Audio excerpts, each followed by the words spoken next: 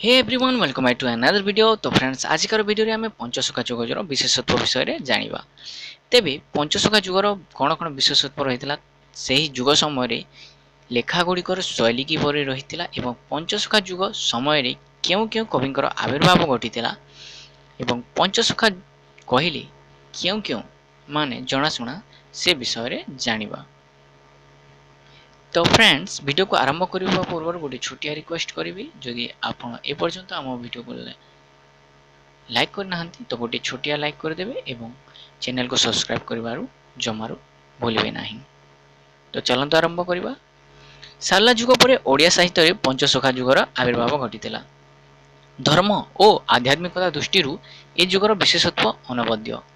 5 जन सुखा कवि नाम अनुसार ही ए युगर परिकल्पना करा जायछि। तेबे सेमाने हेउचंदी कवि बलराम दास, जगन्नाथ दास, अच्युतानंद दास, जशवंत दास और शिशु अनंत दास। एही 5 जन कवि पंचसखा युगर प्रधान साधक। एही समय रे ओडिशार शासनकर्ता थिले महाराज प्रतापरुद्र देव।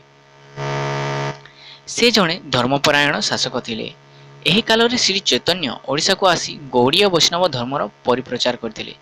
मात्र पंचसखा युगर साधक साहित्य साधक माने थिले उत्कलीय वैष्णव।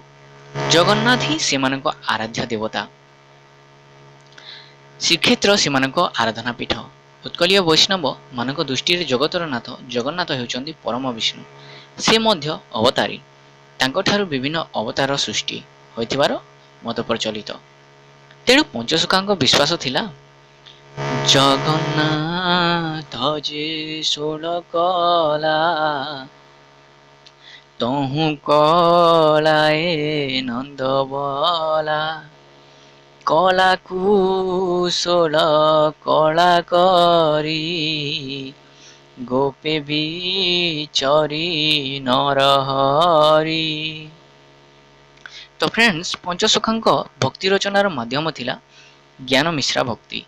गौड़ीय वैष्णव माने राधाकृष्ण को उपासना करी प्रेम भक्ति उपर गुरुत्व देउथबा बेले उत्कलीय माने ज्ञान भक्तिर प्राधान्य प्रदर्शित करिसंथि।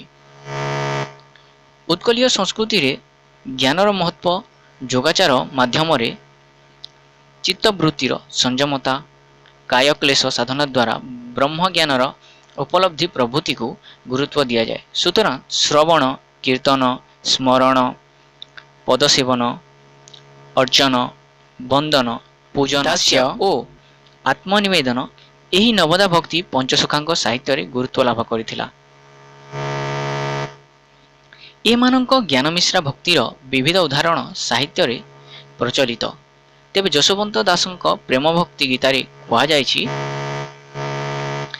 देख ए नित्य नीलाचल सकल तीर्थंक आड़ कोटिए तीर्थ ए क्षेत्र रे महिमा कहिले न सरे।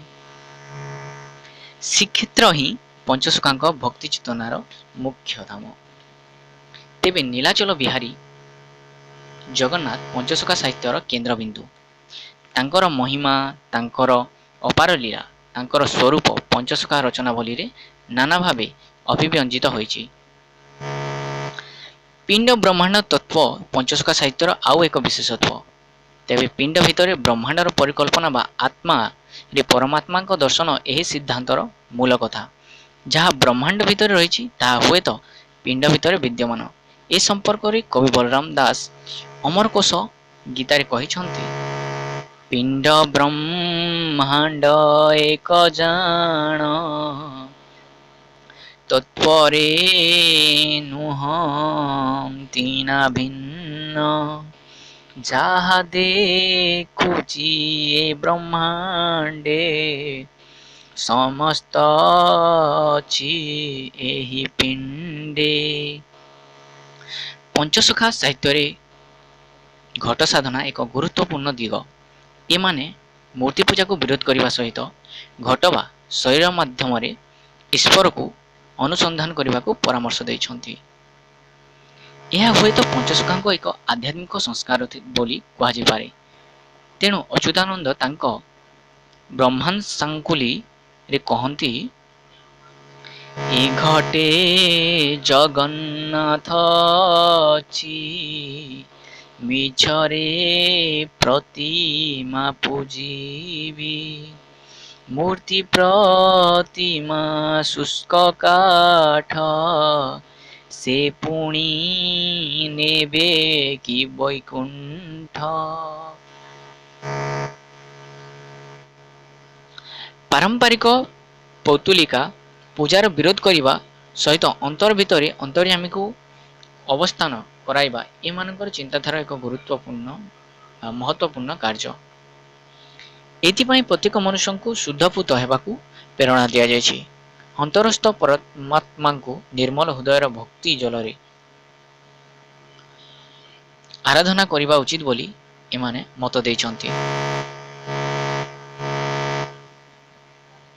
ପଞ୍ଚସଖାଙ୍କ ଅନେକ ରଚନାରେ ମହା ସାମ୍ୟବାଦୀ ଭାବନା ପ୍ରତିଫଳିତ ହୁଏ।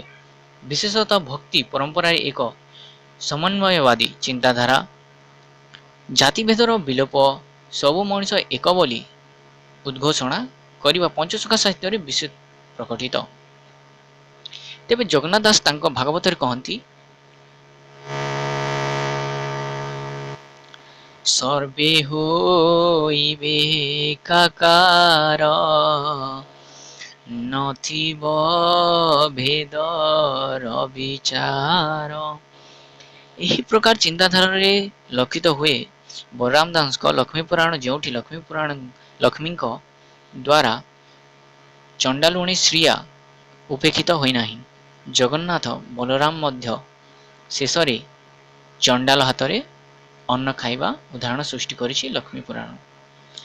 ପଞ୍ଚସଖା ସାହିତ୍ୟରେ ମୁକ୍ତି ତତ୍ତ୍ୱ ଆଉ ଏକ ସ୍ମରଣୀୟ ଦିଗ।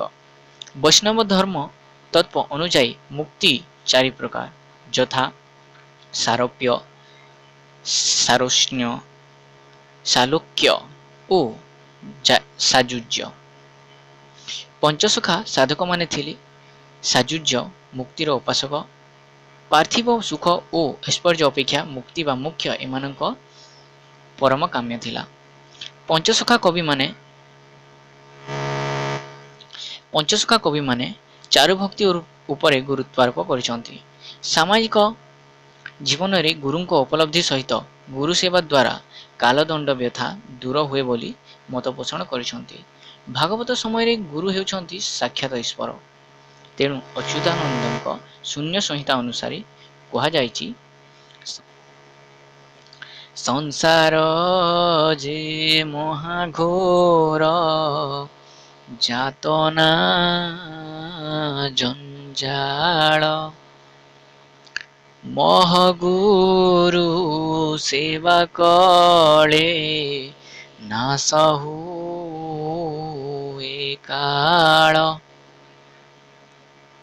ଉଦ୍ଯୋଗ ଓ କର୍ମଫଳ ପ୍ରତି ପଞ୍ଚସଖା ସାଧକମାନେ ମାନବ ସମାଜକୁ ଦିଗ ଦର୍ଶନ ଦେଇଛନ୍ତି। ଉଦ୍ଯୋଗ ହିଁ ବିକାଶର ମୂଳ। କର୍ମହୀନ ଜୀବନ ନାହିଁ। କର୍ମ ହିଁ ପ୍ରକୃତ ଧର୍ମ ହେଉ, ଏ ବିଶ୍ୱାସ ପଞ୍ଚସଖା ସାହିତ୍ୟରେ ପ୍ରକଟିତ ହୋଇଛି। ତେଣୁ ଜଗନ୍ନାଥ ଦାସ କହିଛନ୍ତି, କର୍ମ ମୋହର ନିଜ ଗୁରୁ, ଉଦ୍ଧବ କେତେ ତୁ ପଚାରୁ।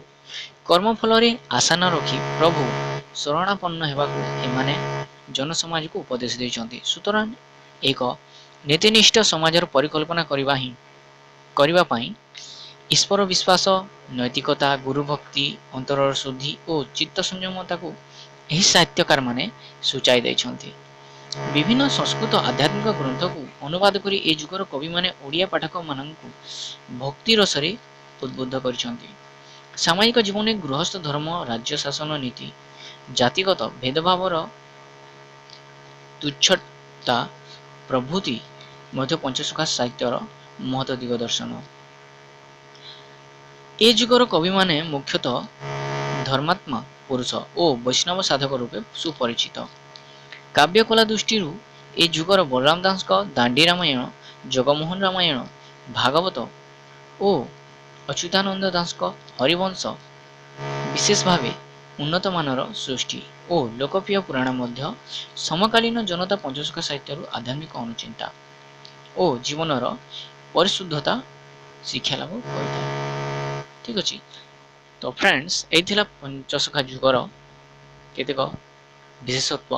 तो जदि भिडियोटी को भल लगी तेबे वीडियो को गोटे छोटिया लाइक कर देबे। तो ठीक अच्छे देखा आगामी वीडियो रे। धन्यवाद।